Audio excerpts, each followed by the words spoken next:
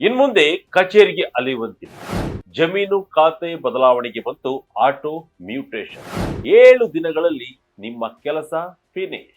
ವೀಕ್ಷಕರೇ, ನಿಮ್ಮ ಜಮೀನಿನ ಖಾತೆ ಬದಲಾವಣೆ ಮಾಡಿಸಲು ತಾಲೂಕು ಕಚೇರಿ, ನಾಡ ಕಚೇರಿಗಳಿಗೆ ಅಲೆದು ನಿಮ್ಮ ಚಪ್ಪಲಿ ಸವದು ಹೋಗಿದೆಯಾ? ಸಣ್ಣದೊಂದು ಸಹಿಗಾಗಿ ಕಂದಾಯ ಅಧಿಕಾರಿಗಳ ಹಿಂದೆ ಬಿದ್ದು ಮಧ್ಯವರ್ತಿಗಳಿಗೆ ಸಾವಿರಾರು ರೂಪಾಯಿ ಲಂಚ ಕೊಟ್ಟು ನೀವು ಸುಸ್ತಾಗಿದ್ದೀರಾ? ಹಾಗಿದ್ದರೆ ನಿಮಗೊಂದು ಸಿಹಿ ಸುದ್ದಿ. ಹೌದು, ರೈತರ ಹಾಗೂ ಜನಸಾಮಾನ್ಯರ ಬಹುದೊಡ್ಡ ತಲೆನೋವಿಗೆ ರಾಜ್ಯ ಸರ್ಕಾರ ಈಗ ಶಾಶ್ವತ ಮುಕ್ತಿ ನೀಡಿದೆ. ಕಂದಾಯ ಇಲಾಖೆಯಲ್ಲಿ ಇನ್ಮುಂದೆ ಭ್ರಷ್ಟಾಚಾರಕ್ಕೆ ಜಾಗವಿಲ್ಲ, ಮಧ್ಯವರ್ತಿಗಳ ಹಾವಳಿಗೆ ಅವಕಾಶವೇ ಇಲ್ಲ.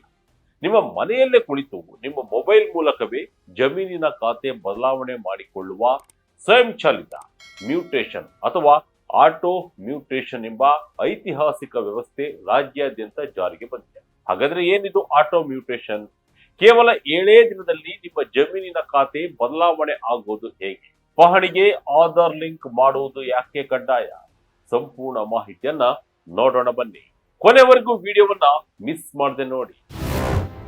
ಶಾನುಭೋಗರ ಕೈಯಿಂದ ತಂತ್ರಜ್ಞಾನಕ್ಕೆ ಆಟೋಮ್ಯಾಟಿಕ್ ಆಗಿ ಖಾತೆ ಬದಲಾವಣೆ. ಭೂ ದಾಖಲೆಗಳ ನಿರ್ವಹಣೆ ಎಂದರೆ ಅದು ಕಬ್ಬಿಣದ ಕಡಲೆ.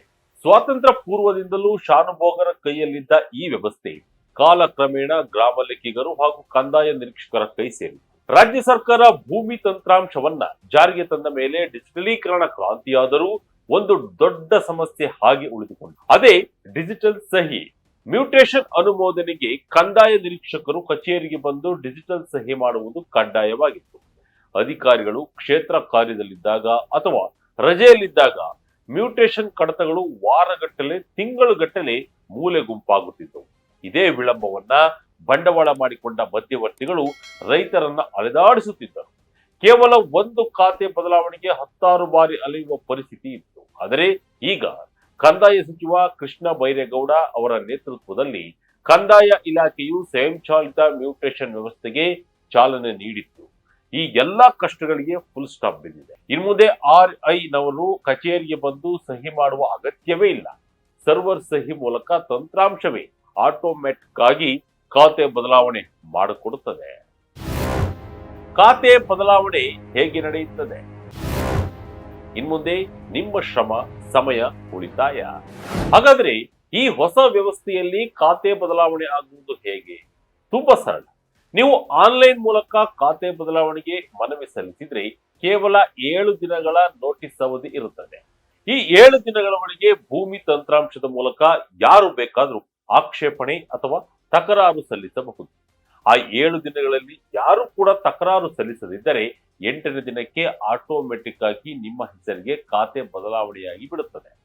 ಒಂದು ವೇಳೆ ನಿಮ್ಮದು ನೋಂದಣಿಯೇತರ ಖಾತೆ ಬದಲಾವಣೆ ಆಗಿದ್ದರೆ ಅದಕ್ಕೆ 15 ದಿನಗಳ ನೋಟಿಸ್ ಅವಧಿ ಇರುತ್ತದೆ. 15 ದಿನಗಳಲ್ಲಿ ಯಾವುದೇ ಆಕ್ಷೇಪಣೆ ಬರದಿದ್ದರೆ 16ನೇ ದಿನಕ್ಕೆ ತಾನಾಗಿಯೇ ಖಾತೆ ಬದಲಾವಣೆಯಾಗಲಿದೆ. ಇದರಿಂದ ನಿಮ್ಮ ಸಮಯ, ಶ್ರಮ ಮತ್ತು ಹಣ 3 ಉಳಿತಾಯವಾಗಲಿದೆ. ಮಂಡ್ಯದಲ್ಲಿ ಯಶಸ್ವಿಯಾದ ಯೋಜನೆ ಈಗ ಇಡೀ ಕರ್ನಾಟಕಕ್ಕೂ ವಿಸ್ತರಣೆ. ಇದು ಕೇವಲ ಘೋಷಣೆಯಲ್ಲ, ದಾಖಲೆಯ ಸಾಧನೆ. ವಿಕಾಸಸೌಧದಲ್ಲಿ ಈ ಮಹತ್ವಾಕಾಂಕ್ಷೆಯ ಯೋಜನೆಗೆ ಚಾಲನೆ ನೀಡಿ ಮಾತನಾಡಿದ ಸಚಿವ ಕೃಷ್ಣ ಬೈರೇಗೌಡರವರು ಆಸಕ್ತಿದಾಯಕ ಮಾಹಿತಿ ಬಿಚ್ಚಿಟ್ಟರು. ಕಳೆದ 1 ತಿಂಗಳಿನಿಂದ ಮಂಡ್ಯ ಜಿಲ್ಲೆಯಲ್ಲಿ ಈ ಯೋಜನೆಯನ್ನ ಪ್ರಾಯೋಗಿಕವಾಗಿ ಜಾರಿಗೆ ತರಲಾಗಿತ್ತು. ಅಲ್ಲಿ ಇದು 100ಕ್ಕೆ 100 ಯಶಸ್ವಿಯಾದ ಬೆನ್ನಲ್ಲೇ ಇದೀಗ ಇಡೀ ರಾಜ್ಯಕ್ಕೆ ವಿಸ್ತರಿಸಲಾಗಿದೆ. ನಿಮಗೆ ಗೊತ್ತಿರಲಿ, 2024ರ ಏಪ್ರಿಲ್ ತಿಂಗಳಿನಿಂದಲೇ ಹಕ್ಕು ಬಾಧ್ಯತೆ ದಾಖಲಾತಿ, ಋಣ ತೆಗೆಯುವುದು, ಭೂಮಿ ಪರಿವರ್ತನೆ, ಪೋಡಿ, ಭೂ ಸ್ವಾಧೀನ ಸೇರಿದಂತೆ ಹಲವು ಸೇವೆಗಳನ್ನ ಆಟೋಮೆಟಿಕ್ ಮಾಡಲಾಗಿದೆ. ತಿಂಗಳಿಗೆ ಸರಾಸರಿ 2.47 ಲಕ್ಷ ಖಾತೆ ಬದಲಾವಣೆ ಅರ್ಜಿಗಳು ಬರುತ್ತವೆ. ಇದರಲ್ಲಿ ಈಗಾಗಲೇ 1.75 ಲಕ್ಷ ಖಾತೆ ಬದಲಾವಣೆಗಳನ್ನ ಸ್ವಯಂಚಾಲಿತವಾಗಿ ನೆರವೇರಿಸಲಾಗಿದೆ. 2024ರ ಏಪ್ರಿಲ್ 1ರಿಂದ ಈವರೆಗೆ ಬರೋಬ್ಬರಿ 35 ಲಕ್ಷಕ್ಕೂ ಅಧಿಕ ಖಾತೆ ಬದಲಾವಣೆಗಳನ್ನ ಆಟೋಮೆಟಿಕ್ ಆಗಿ ಮಾಡಲಾಗಿದೆ. ಅಚ್ಚರಿ ಎಂದರೆ ಈ 35 ಲಕ್ಷ ಪ್ರಕರಣಗಳಲ್ಲಿ ಕೇವಲ 5207 ಪ್ರಕರಣಗಳಲ್ಲಿ ಮಾತ್ರ ತಕರಾರು ಬಂದಿವೆ. ಅಂದರೆ 98% ಖಾತೆ ಬದಲಾವಣೆಗಳು ಯಾವುದೇ ಅಡ್ಡಿ ಇಲ್ಲದೆ ಸುಸೂತ್ರವಾಗಿ ನಡೆದಿದೆ. ತಕರಾರು ಬಂದ ಪ್ರಕರಣಗಳನ್ನ ಕೇವಲ 60 ದಿನಗಳಲ್ಲಿ ಇತ್ಯರ್ಥಪಡಿಸುವ ವ್ಯವಸ್ಥೆ ಮಾಡಲಾಗಿದೆ. ಇದು ನಿಜಕ್ಕೂ ಆಡಳಿತ ಯಂತ್ರದ ವೇಗಕ್ಕೆ ಹಿಡಿದ ಕನ್ನಡಿಯಾಗಿದೆ. ಯಾವ ಭೂಮಿಗಳಿಗೆ ಆಟೋ ಮ್ಯೂಟೇಶನ್ ಇಲ್ಲ? ಭೂಗಳ್ಳರು ಸರ್ಕಾರಿ ಜಾಗ ನುಂಗಲು ಸಾಧ್ಯವೇ ಇಲ್ಲ. ಈ ವ್ಯವಸ್ಥೆ ಎಷ್ಟೊಂದು ಸ್ಮಾರ್ಟ್ ಆಗಿದೆ ಎಂದರೆ ಭೂಗಳ್ಳರು ಸರ್ಕಾರಿ ಜಾಗವನ್ನು ನುಂಗಲು ಸಾಧ್ಯವೇ ಇಲ್ಲ. ಹೌದು, ಆಟೋ ಮ್ಯೂಟೇಶನ್ ವ್ಯವಸ್ಥೆಯಲ್ಲಿ ಕೆಲವು ನಿರ್ಬಂಧಗಳನ್ನ ಅಳವಡಿಸಲಾಗಿದೆ. ಸರ್ಕಾರಿ ಜಮೀನುಗಳು, ನಿರ್ಬಂಧಿತ ಭೂಮಿಗಳು ಹಾಗೂ ನ್ಯಾಯಾಲಯದ ತಡೆಯಾಜ್ಞೆ ಇರುವ ಜಮೀನುಗಳನ್ನ ಈ ವ್ಯವಸ್ಥೆಯಿಂದ ಸಂಪೂರ್ಣವಾಗಿ ಹೊರಗಿಡಲಾಗಿದೆ. ಒಂದು ವೇಳೆ ಯಾರಾದರೂ ಇಂತಹ ಜಮೀನುಗಳನ್ನ ಮ್ಯೂಟೇಶನ್ ಮಾಡಲು ಪ್ರಯತ್ನಿಸಿದರೆ ಸಾಫ್ಟ್ವೇರ್ ಅದನ್ನ ತಕ್ಷಣವೇ ರಿಜೆಕ್ಟ್ ಮಾಡಿ ನಿರ್ಬಂಧಿಸುತ್ತದೆ. ಹೀಗಾಗಿ ಸರ್ಕಾರಿ ಜಾಗ ಗುಳುಂ ಮಾಡುವ ಕದಿಮರಿಗೆ ಇದು ಸಿಂಹ ಸ್ವಪ್ನವಾಗಿದೆ. ನಿಮ್ಮ ಆಸ್ತಿ ಪಹಣಿಗೆ ಆಧಾರ್ ಕಡ್ಡಾಯ. ಆಧಾರ್ ಇಲ್ಲದಿದ್ರೆ ಆಸ್ತಿ ವಂಚನೆ ಸಾಧ್ಯತೆ. ಇಷ್ಟೆಲ್ಲ ಸೌಲಭ್ಯಗಳನ್ನ ಕೊಟ್ಟಿರುವ ಸರ್ಕಾರ ಸಾರ್ವಜನಿಕರಿಗೆ ಒಂದು ಅತ್ಯಂತ ಪ್ರಮುಖವಾದ ಎಚ್ಚರಿಕೆ ಮತ್ತು ಕರೆಯನ್ನ ನೀಡಿದೆ. ನಿಮ್ಮ ಆಸ್ತಿ ನಿಮ್ಮದೇ ಆಗಿರ್ಬೇಕಾ? ಬೇರೆಯವರು ನಕಲಿ ದಾಖಲೆ ಸೃಷ್ಟಿಸಿ ನಿಮ್ಮ ಭೂಮಿ ಕಬಳಿಸಬಾರ್ದಾ? ಹಾಗಿದ್ದರೆ ಹಿಂದೆ ನಿಮ್ಮ ಜಮೀನಿನ ಪಹಣಿಯೊಂದಿಗೆ ನಿಮ್ಮ ಆಧಾರ್ ಕಾರ್ಡ್ ಅನ್ನ ಲಿಂಕ್ ಮಾಡಿ. ಇದರ ಲಾಭವೇನು ಗೊತ್ತಾ? ಪಹಣಿಯ ಜೊತೆ ಆಧಾರ್ ಲಿಂಕ್ ಆಗಿದ್ದರೆ ನಿಮ್ಮ ಜಮೀನಿನ ದಾಖಲೆಯಲ್ಲಿ ಒಂದು ಸಣ್ಣ ಬದಲಾವಣೆ ಆಗಲು ಅಥವಾ ಯಾರಾದರೂ ಬೇರೆಯವರ ಹೆಸರನ್ನ ಸೇರಿಸಲು ಯತ್ನಿಸಿದ್ರೆ ಕೋರ್ಟ್ ಆದೇಶ ನಮೂದಾದರೆ ತಕ್ಷಣವೇ ನಿಮ್ಮ ಮೊಬೈಲ್ಗೆ ಅಲರ್ಟ್ ಮೆಸೇಜ್ ಬರುತ್ತದೆ. ಬ್ಯಾಂಕ್ ಖಾತೆಯಿಂದ ಹಣ ಡ್ರಾ ಮಾಡಿದಾಗ ಹೇಗೆ ಮೆಸೇಜ್ ಬರುತ್ತದೆಯೋ ಹಾಗೆಯೇ ನಿಮ್ಮ ಆಸ್ತಿಯ ವಿಚಾರದಲ್ಲೂ ಮೆಸೇಜ್ ಬರುತ್ತದೆ. ಆಗ ನಿಮ್ಮ ಗಮನಕ್ಕೆ ಬಾರದೆ ನಡೆಯುವ ನಕಲಿ ವಹಿವಾಟು, ಮಾರಾಟ ಅಥವಾ ಖಾತೆ ಬದಲಾವಣೆಯನ್ನ ನೀವು ತಕ್ಷಣವೇ ತಡೆಯಬಹುದು.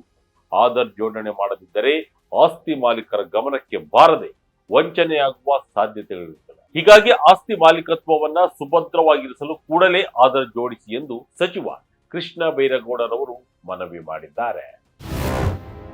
ಆಧಾರ್ ಕಾರ್ಡ್ಗೆ ಹೊಸ ರೂಪ. ಹೌದು ವೀಕ್ಷಕರೇ, ಇತ್ತೀಚೆಗೆ ಬಂದಿರುವ ಹಲವು ರಿಪೋರ್ಟ್ಗಳ ಪ್ರಕಾರ ಮತ್ತು ಪ್ರಮುಖ tech tough star Abhishek Yadav ರವರು ಎಕ್ಸ್ ಖಾತೆಯಲ್ಲಿ ಹಂಚಿಕೊಂಡಿರುವ ಮಾಹಿತಿಯ ಪ್ರಕಾರ UIDAI ಆಧಾರ್ ಕಾರ್ಡ್ ನ ಡಿಸೈನ್ ಅನ್ನ ಸಂಪೂರ್ಣವಾಗಿ ಬದಲಾಯಿಸಲು ಪ್ಲಾನ್ ಮಾಡ್ತಾ ಇದೆ. ಸದ್ಯಕ್ಕೆ ನಮ್ಮ ಬಳಿ ಇರುವ ಕಾರ್ಡ್ ನಲ್ಲಿ ನಮ್ಮ ಎಲ್ಲಾ ಪರ್ಸನಲ್ ಡೀಟೇಲ್ಸ್ ಓಪನ್ ಆಗಿ ಕಾಣುತ್ತೆ. ಆದ್ರೆ ಹೊಸ ಡಿಸೈನ್ ಕಾರ್ಡ್ ನಲ್ಲಿ ಮುಂಭಾಗದಲ್ಲಿ ಕೇವಲ ಕಾರ್ಡ್ ಹೋಲ್ಡರ್ ಫೋಟೋ ಮತ್ತು ಒಂದು ಹೈ ಸೆಕ್ಯೂರಿಟಿ QR ಕೋಡ್ ಮಾತ್ರ ಇರಲಿದೆ ಎನ್ನಲಾಗ್ತಿದೆ. ಅಂದ್ರೆ ಬರಿಗಣ್ಣಿಗೆ ಕಾಣುವಂತೆ ನಿಮ್ಮ ಹೆಸರು, ತಂದೆಯ ಹೆಸರು, ಡೇಟ್ ಆಫ್ ಬರ್ತ್ ಅಥವಾ ಆ 12 ಡಿಜಿಟಲ್ ನ ನಂಬರ್ ಇದೆಯಲ್ಲ ಅದು ಕೂಡ ಕಾರ್ಡ್ ಮೇಲೆ ಪ್ರಿಂಟ್ ಆಗಿರಲ್ವಂತೆ. ಇದು ಕೇಳೋಕೆ ಸ್ವಲ್ಪ ವಿಚಿತ್ರ ಅನಿಸಿದ್ರು ಸೇಫ್ಟಿ ದೃಷ್ಟಿಯಿಂದ ಇದೊಂದು ಕ್ರಾಂತಿಕಾರಿ ಬದಲಾವಣೆ ಆಗುವ ಸಾಧ್ಯತೆ ಇದೆ ಎಂದು ಹೇಳಲಾಗುತ್ತಿದೆ. ಸುರಕ್ಷತೆ ಮತ್ತು ಪ್ರವೇಶಿಗಾಗಿ ಈ ನಿರ್ಧಾರಕ್ಕೆ ಬರಲಾಗಿದೆ ಎಂದು ಹೇಳಲಾಗ್ತಿದೆ.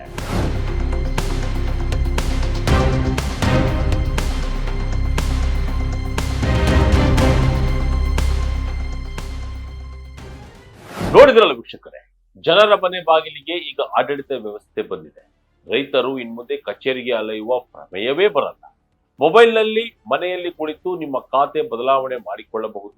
ಕಂದಾಯ ಇಲಾಖೆಯ ಅಧಿಕಾರಿಗಳು ಕಚೇರಿಗೆ ಬಂದು ಸಹಿ ಹಾಕುವ ಬದಲು ಆ ಸಮಯವನ್ನ ಕ್ಷೇತ್ರ ಕಾರ್ಯಗಳಿಗೆ, ಜನರ ಸಮಸ್ಯೆ ಆಲಿಸಲು ವಿನಿಯೋಗಿಸಲು ಈ ಯೋಜನೆ ನೆರವಾಗಲಿದೆ. ಗ್ರಾಮೀಣ ಭಾಗದಲ್ಲಿ ಇನ್ನು ಡಿಜಿಟಲ್ ಸಾಕ್ಷರತೆಯ ಕೊರತೆ ಇರುವುದರಿಂದ ಪ್ರತಿಯೊಬ್ಬ ರೈತರಿಗೂ ಈ ಆಟೋ ಮ್ಯೂಟೇಶನ್ ಬಗ್ಗೆ ಅರಿವು ಮೂಡಿಸುವುದು ಅಗತ್ಯವಿದೆ. ನೀವಿನ್ನು ನಿಮ್ಮ ಪಹಣಿಗೆ ಆಧಾರ್ ಲಿಂಕ್ ಮಾಡಿಲ್ಲ ಅಂದ್ರೆ ಹತ್ತಿರದ ನಾಡ ಕಚೇರಿ ಅಥವಾ ಆನ್ಲೈನ್ ಕೇಂದ್ರಕ್ಕೆ ಭೇಟಿ ನೀಡಿ ಲಿಂಕ್ ಮಾಡಿಸಿ. ನಿಮ್ಮ ಆಸ್ತಿಯನ್ನ ಭದ್ರಪಡಿಸಿಕೊಳ್ಳಿ. ಕಂದಾಯ ಇಲಾಖೆಯ ಈ ಡಿಜಿಟಲ್ ಕ್ರಾಂತಿಯ ಬಗ್ಗೆ ನಿಮ್ಮ ಅನಿಸಿಕೆ ಏನು ಎಂಬುದನ್ನ ಕಮೆಂಟ್ ಮೂಲಕ ನಮಗೆ ತಿಳಿಸಿ. ಇದಾಗಿತ್ತು ಈ ಕ್ಷಣದ ಇಂಟ್ರೆಸ್ಟಿಂಗ್ ಸ್ಟೋರಿ. ಇದೇ ರೀತಿಯ ಸ್ಟೋರಿಗಾಗಿ Vijaya Kanaka website, YouTube page, Facebook page follow ಮಾಡ್ತಾ ಇರಿ. ಧನ್ಯವಾದಗಳು.